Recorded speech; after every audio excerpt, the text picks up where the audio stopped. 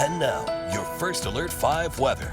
And welcome back, everyone. Well, red flags on high alert yet again Monday. That continues into Tuesday. But let's break down the red flag warnings for the day tomorrow. These go back into effect at noon, continue until 8 p.m.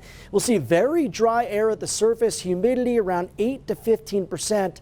Not as low as what we saw today, but still dry enough with the wind and the very dry grasses and fuels that we will see the potential for fast-moving grass fires if a spark were to occur. Now, even into Tuesday, fire weather watches already issued ahead of another windy and dry day. For now, El Paso County not included, but I have a feeling this could be expanded before this likely gets upgraded to a red flag warning before the time rolls around on Tuesday. And for Tuesday, we are expecting some very strong wind gusts. I mentioned this earlier in the newscast. Could see gusts as strong as 50 to 70 miles per hour in the plains. And for the mountain areas, 65 to 85. So I think travel either up in the air, down on land, across the mountain passes could be quite difficult out there during the day on Tuesday because of that high wind watch. Now, I did some digging between newscasts. I want to give you some facts here from what we've seen. We've seen multiple days with red flag warnings so far this month. In fact, every day since Tuesday, there's been at least a red flag warning in effect in one county or more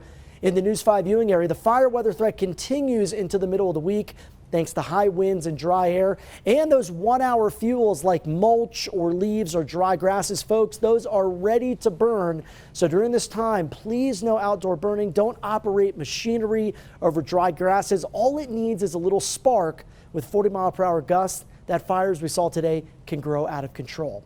Temperature-wise tonight, it is cooling down as humidity begins to rise, 46 degrees in the spring. Still pretty windy here. You can see the flags moving around downtown Pueblo, where the current temperature has fallen down to 49. You can see a lot of cloud cover across the state, even a few showers and thunderstorms into the southeastern plains. These areas even detecting some lightning on our local radar.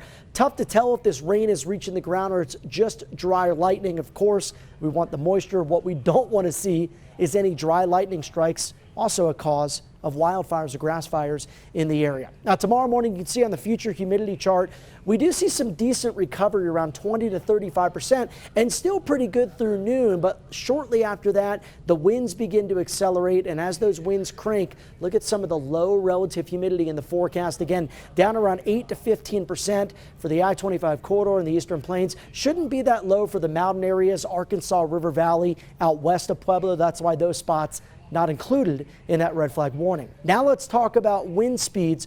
Pretty early in the morning, you're okay, but look at the wind direction tomorrow. These winds out of the southwest through the interstate, and then they filter up out of the south for the eastern plains. So a different wind direction than what we saw today, with most of us seeing those winds coming out of the west and northwest. And I think tomorrow they will be backed off just a bit from what we saw this afternoon. So if you want to get outside and run some errands, you're probably better to do it earlier in the day. By the afternoon, winds will be picking up, and even through 5 o'clock, expecting 20 to 40 mile per hour gust into the Pikes Peak region. Now, what we desperately need is a change in this dry weather pattern. We'd like to see some help from Mother Nature, and we do get a pretty significant storm that moves into the mountains Tuesday to early Wednesday. Some of the models do bring that moisture into the I-25 corridor and the plains, but it's very limited. This is a trend that we've been seeing at First Alert 5 since the end of last week. I know Mike and Alex talked about it, Sam as well. I think there might be some very light snow showers Tuesday night to Wednesday morning.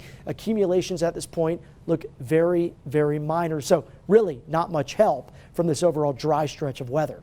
Tonight, your overnight lows down to the low 30s in the Springs and Pueblo. Upper 20s around Monument. Highs tomorrow pretty similar to what we saw today, with the warmest air out east towards La Junta and Lamar. Calling for a high of around 65 degrees in the Springs. Fire danger and more gusty winds Monday, and windy as well on Tuesday before that rain snow mix arrives Tuesday night. Here's a breakout of those wind gusts.